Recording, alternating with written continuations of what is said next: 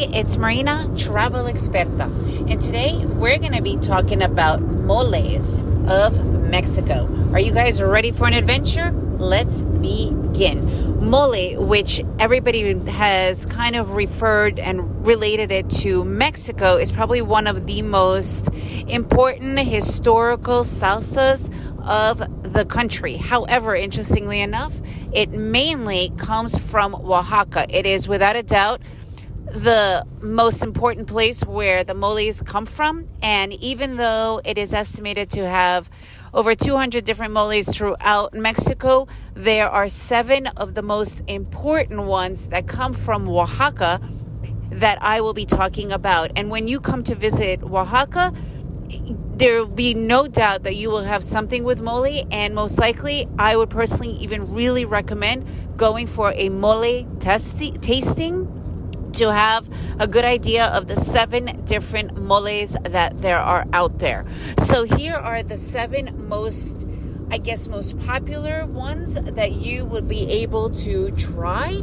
And mole, what it is, it's a salsa, right? So it's used, you could have it on your own as a dipping sauce. You could have it to put your meat in, or if you're vegetarian, to have veggies in it.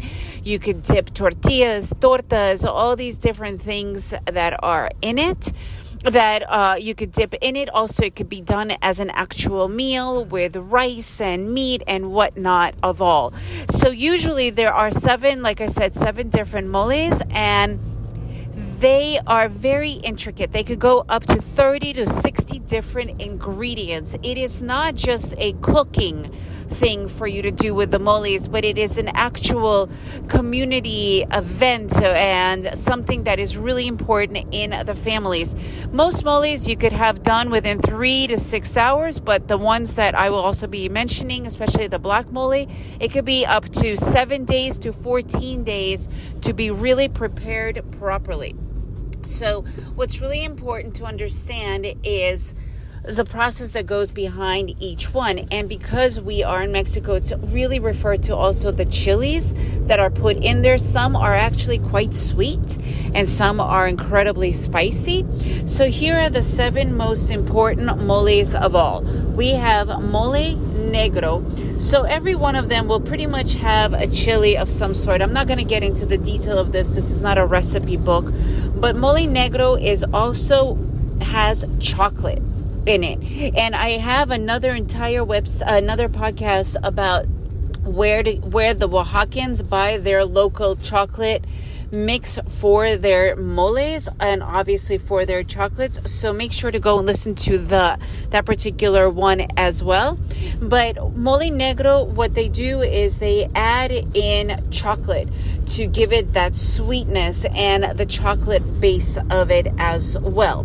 Then there is mole rojo, which is considered to be one of the most spiciest of the moles because of the chilies that they add into it.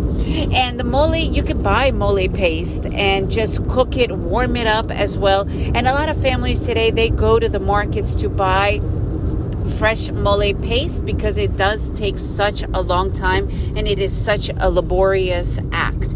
Then there is mole coloradito, which is considered one of the sweetest because it has bananas, raisins, and all these other things that add to the sweetness of it. Then there is mole amarillo. And mole amarillo, which is yellow mole technically, it is because of the different chilies that they add in it and also the different leaves and whatnot that they add into it that gives it that kind of earthy look to it. And it is usually used for chickens and for tortillas, so definitely recommend trying that one out. Then there's mole manchamantel. It's a big word, right? So it has pineapples in it, it has plantains, and obviously with the chilies, so even though it is sweet, it is still a little bit spicy. Then there is mole chinchilo, which again, it is all based on the different types of chilies that you are adding into it.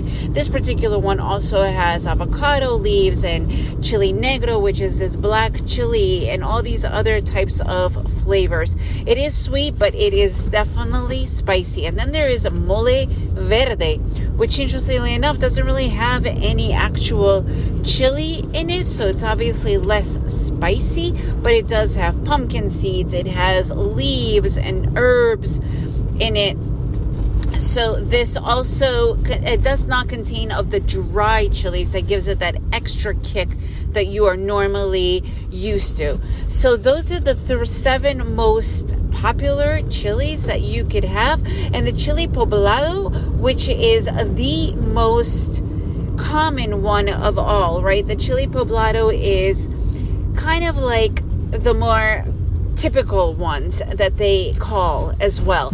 So these are the 7 different chilies, and like I mentioned earlier, it is really, really important to go and actually have a tasting while you are in Oaxaca. This is a pretty normal thing to do. You could even do a mole tasting as an experience, or go to the restaurants. You got to look them up, because a lot of times they kind of have it one day, another time they don't have it. So just go and find out. You can walk along some of their most popular pedestrian streets where the majority of the restaurants are, and just ask around, really. Or if you're staying in a hotel, again, this is something that is really commonly done.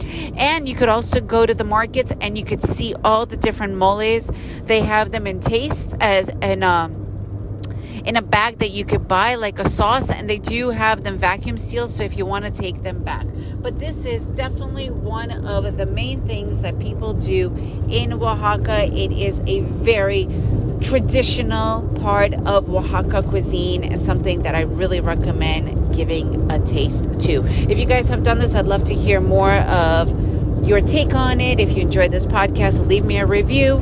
Make sure to share it with your friends, and remember to make every day an adventure.